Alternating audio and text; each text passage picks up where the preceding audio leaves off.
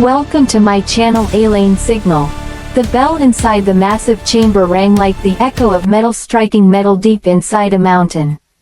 Every student in the Galactic Combat Engineering Academy froze. The chamber itself was enormous, carved from a single slab of gray asteroid stone. Hundreds of workstations lined the circular room. Each one was equipped with alien forging tools, plasma hammers, gravity clamps, molecular cutters, and furnaces glowing with controlled fusion fire. This was not an ordinary classroom. This was the Forge Hall, where warriors were made. And today was the day of the blade trial. At the center of the room stood Instructor Korthax, a towering alien whose species was known across the galaxy for their mastery of weapons. Korthax's body was built like a living statue of iron. His skin carried the metallic sheen of his species, and his glowing orange eyes scanned the room with the cold patience of a predator. "Students," he said, his deep voice vibrating through the chamber walls. "Today you will forge your blades."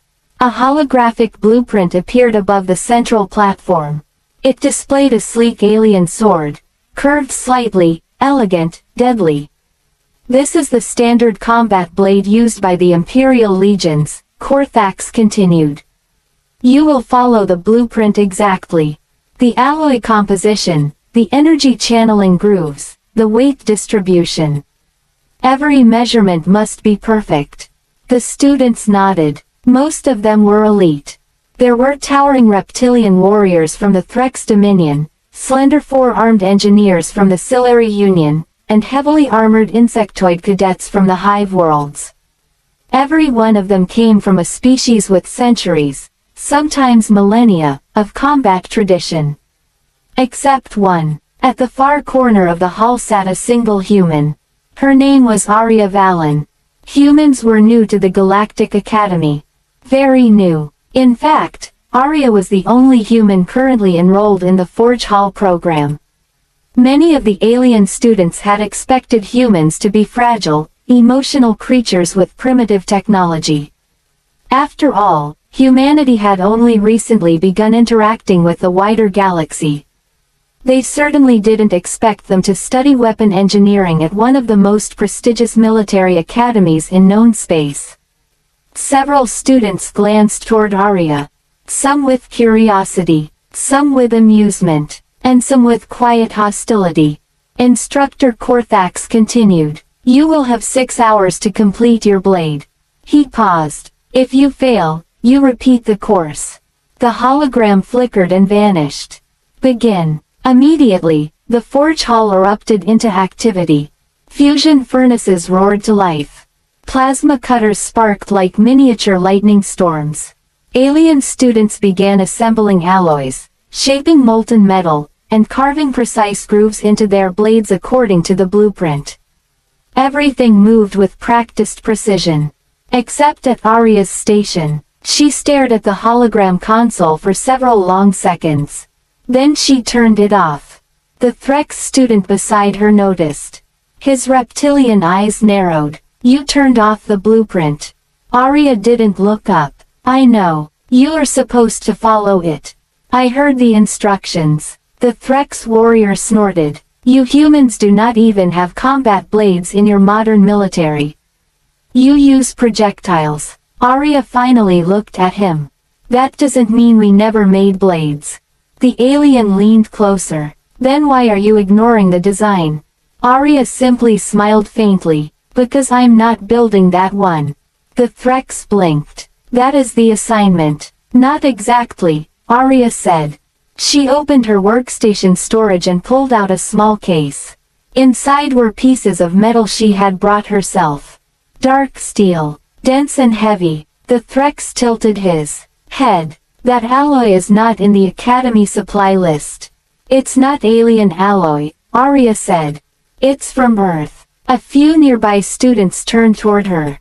Curiosity was growing. "You are bringing primitive human metals into a galactic forge?" The Threx asked incredulously. Arya shrugged. "Primitive doesn't always mean useless." Then she began working. But she didn't start the way the others did. She didn't activate the molecular shaping field. She didn't load the blueprint. Instead, she ignited the furnace manually and placed the earth steel inside. Several alien students watched with confusion. The process she was using looked old. Very old. Almost ancient. Even Instructor Corthax noticed. He walked slowly toward her station. Human. Arya looked up. Yes, Instructor. You have not begun forging the assigned blade. I have begun forging a blade, she said calmly. That is not the same thing. No, she agreed. It isn't. Corthax's glowing eyes flicked toward the steel heating in the furnace. That metal will not produce the optimal energy channeling structure. I know. Then why use it? Arya wiped her hands on a cloth. Because I'm not making an energy blade. Several nearby students murmured. Corthax crossed his arms. And what exactly are you making? Arya looked at the glowing steel. A sword. Corthax tilted his head slightly. That is what all blades are. Arya shook her head. No. She reached into the furnace with heat-resistant tongs and pulled out the glowing steel. Then she placed it on the forging table. The gravity hammer activated, but instead of letting the machine do the work automatically, she grabbed a manual hammer. The room grew quieter. Hammer, clang, hammer, clang. The sound echoed across the forge hall. Alien students slowed their work. They had never seen forging done like this. Most advanced species had abandoned manual smithing centuries ago. But Arya continued. Every strike was precise, controlled, measured. Corthax watched silently. The human girl was shaping the blade by hand. Layering the steel, folding it, heating it again, then hammering again. Hours passed. One by one, students finished their standard blades. Sleek weapons that matched the holographic blueprint perfectly. The Threx warrior lifted his finished blade proudly. Completed. Others followed. But Arya was still working. Sweat ran down her forehead. Her arms trembled from the repeated strikes. Yet the blade slowly took shape. Long, straight, and patterned with strange flowing lines. Instructor Corthax studied it carefully. Your blade's structure is unusual. Arya nodded. It's folded steel. Explain. On Earth, ancient swordsmiths folded metal repeatedly to remove impurities and create layered strength. Corthax examined the surface. The patterning indicates hundreds of folds. Over 1,000. The alien instructor's eyes flickered with interest. Why go to such effort when modern fabrication methods are faster? Arya lifted the blade and placed it back in the furnace. Because sometimes the old ways work better. Another student laughed from across the room. A tall insectoid cadet. You wasted 6 hours forging primitive metal, he said. Our blades are superior. He activated his weapon. A glowing energy edge appeared along its surface. Your blade cannot even cut energy shields. Arya didn't respond. Instead, she pulled the blade from the furnace again. Now glowing white. She quenched it. Steam exploded upward. The blade hardened instantly. Then she began sharpening it. Manually. The insectoid cadet walked closer. You humans cling to outdated traditions. Arya finished sharpening. Then she turned. The blade gleamed. Under the forge lights. It wasn't flashy. It didn't glow. But it looked dangerous. What is its name? Corthax asked. Arya paused. Then she said quietly, Dawnsteel. The insectoid cadet laughed again. A name for a primitive blade. Arya stepped forward. You said our blades were inferior. They are. She looked directly at him. Want to test that? The forge hall went silent. Instructor Corthax did not stop them. Instead, he activated the combat field in the center of the room. A circular barrier formed. Demonstration accepted, he said. The insectoid cadet stepped inside the ring with his energy blade humming. Arya entered opposite him, holding Dawnsteel. Begin. The alien lunged first. His blade flashed like lightning. Arya moved. Fast. Faster than many expected. The energy blade sliced toward her. She raised Dawnsteel. Clang. The rune froze. The energy blade didn't cut through.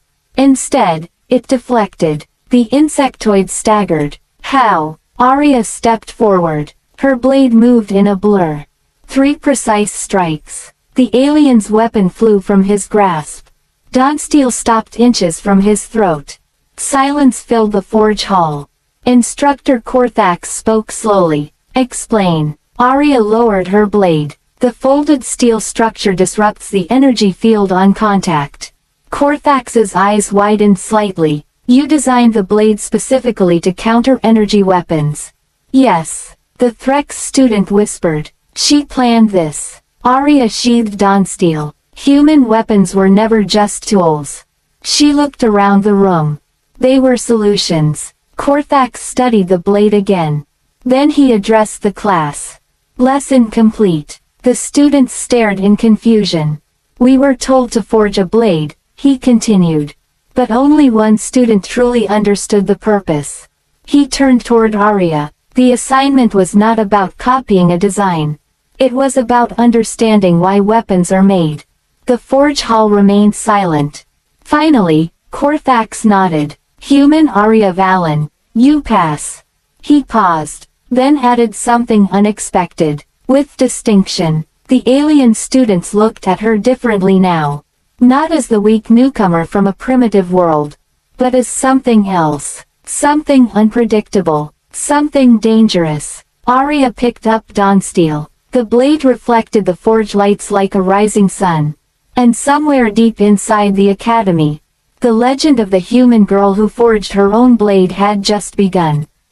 Thank you for listening. Subscribe for more cinematic science fiction stories.